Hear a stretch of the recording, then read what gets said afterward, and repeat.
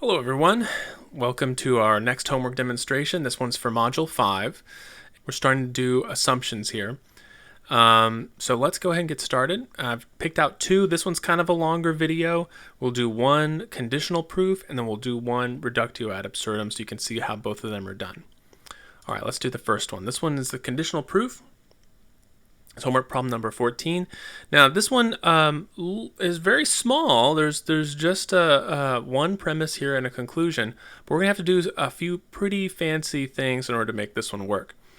So we've got if not P or Q and not R, and then our conclusion is R or R. If R or R, then not P.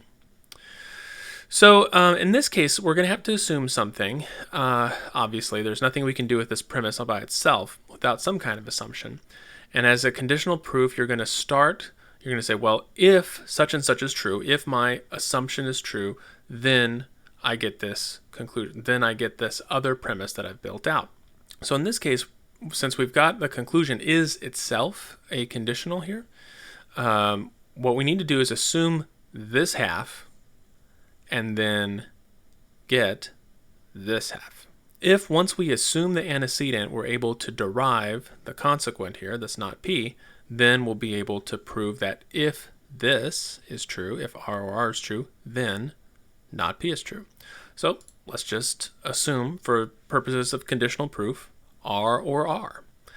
And if you notice from the last module, when you have something like this, we can do a redundancy here on it to get an R out of just R or R, right? If either R or R is true, then guess what's true? R. But now we're going to need to do a little bit of strategy because it's not entirely obvious how you're going to get from this into here. So if you take a look at this first premise, you'll notice that it is an or statement, not P or, and then this thing, Q and not R. And we're trying to get to the not P, so hey, check it out. Here it is.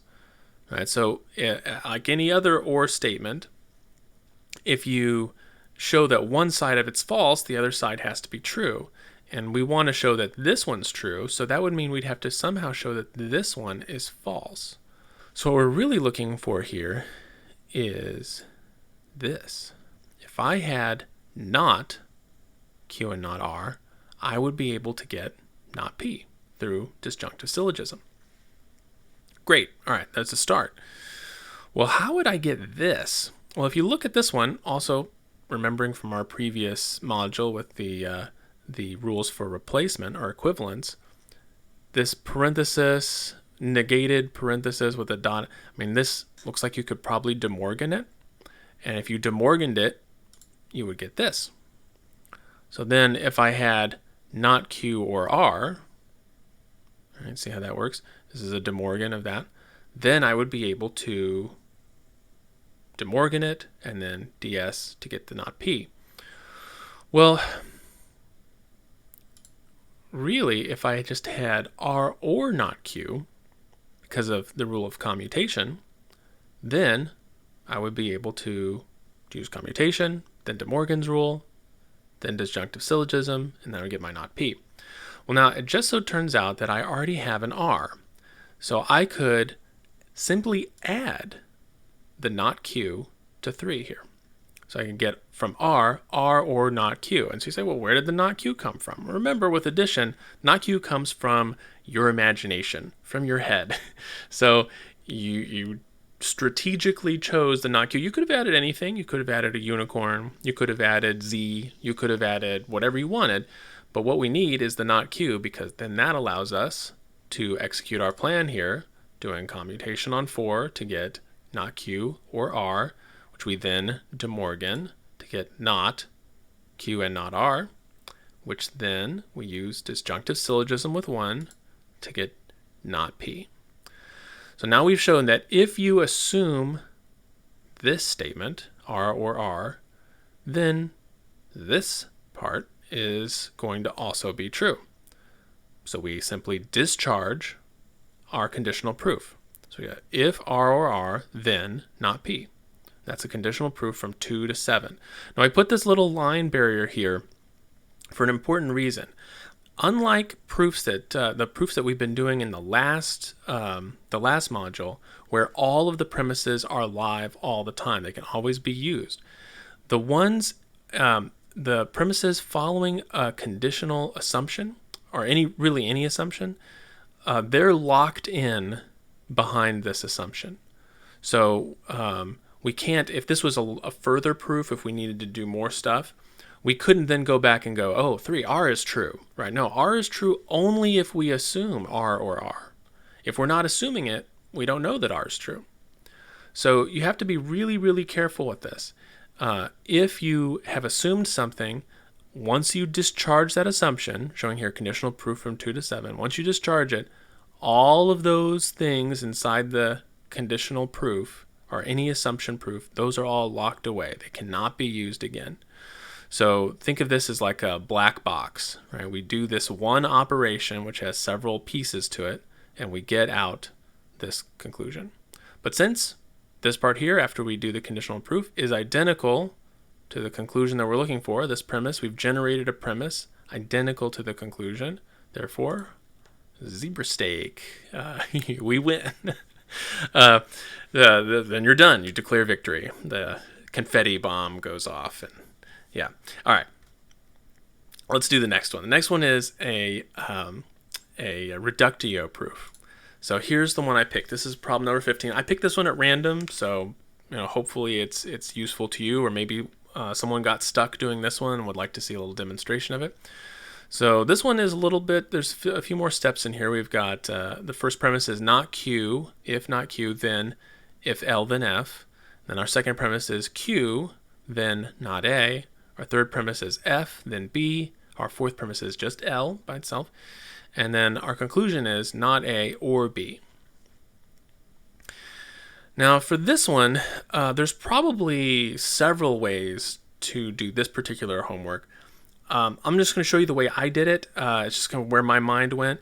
But like a lot of these proofs, if there is more than one way to do it, your version doesn't have to be the same as the instructor's version. As long as your version is valid, all your steps are valid, and you're able to produce a conclusion that is identical, produce a premise that is identical to the conclusion, then it doesn't matter how you got there. You could take any number of different routes in order to get the same result. Well, so one way to do this one would be to say just assume not A, and then or assume A for the purposes of conditional proof, and then if at that point you're able to generate a contradiction, then you can simply add B, and that might be an interesting route to take. I kind of went with the brute force approach. I just assumed the negation of the entire conclusion. I just put a not in front of it, and there you go. Assumption for reductio ad absurdum, not, parenthesis, not A or B. All right, well now, if you look at this, you'll notice from our last one and from the things in the previous module, this is just begging to be De Morganed, so that's the first thing I did. We De Morganed it. These not, they cancel each other out, and we get A and not B. Well, as a general rule of strategy, and I mentioned this in the podcast from one of the modules previously, that one of the things that's always a good idea to try is just simplifying. If you can simplify, go ahead and do it. So I went ahead and simplified both sides. All right, we've got A, and then we've got not B. Now in the process here, remember, we're trying to make ourselves a contradiction. We're trying to show like A and not A, or B and not B. And if we can do that, then we'll be able to show that our assumption, in this case, not A or B, is false, right? In which case we'll have proved the conclusion. So we've gone ahead and simplified both sides. Now, if you take a look at 7 and 2, right, you notice that we've got Q, then not A, but we have A, which means we have the negation of this side. So we can just do a modus tollens. If Q, then not A, and A is true, well, then we know that not Q is true. So we got a modus tollens there. And if you also take a look at number 9 here and number 1, this is a nice modus ponens. Remember modus ponens, modus tollens, disjunctive syllogism, simplification. Those are always good things to do. So we're not really using any strategy here. We're just kind of following the trail, seeing where it leads. We can do a modus ponens on 1 and 9, so let's go ahead and do that. We get this. Now, at this point, you could go ahead and modus ponens 10 and 4, but I just wanted to mix it up a little bit. So instead of a modus ponens, I did a hypothetical syllogism on 10 and 3. So if you notice, if L then F, and if F then B, you can compress that to if L then B. Right? Go L, F, F, B.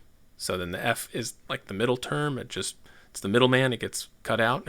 We go straight from L then to B. That's hypothetical syllogism on 3 and 10. And then from there, we can go ahead and do this modus ponens that we've wanted to do for 4, which is the L, and 11. And then we get B, modus ponens from 4 and 11. If L then B, and L, then B. We get B. Now we're almost there. The zebra steak is starting to smell pretty good for the lion, because you notice the B here and the not B here. Dun, dun, dun. And we have ourselves a contradiction. So we conjoin them. We do B and not B. There's our contradiction. Therefore, we have proved that this statement, our assumption, is false. So we go ahead and remove that not there, and we get not A or B, reductio ad absurdum from 5 to 13. And again, we put this little line here to show that these premises are not real premises. These are not just as true as these premises up here. These are only true if we assume something. And so now that we're done with that assumption, these are all locked away behind this bracket. And since we've generated a premise that is identical in every way to the conclusion, then we get our zebra steak. And our time is done. I hope this helped. Now, like I said, there's probably other ways to solve this one. This is the one that just seemed right to me. Again, I picked one at random to give it a try. If you get stuck on the homework, remember to use the homework forum. That's what it's there for. I'll see you in the next module. Have a good one.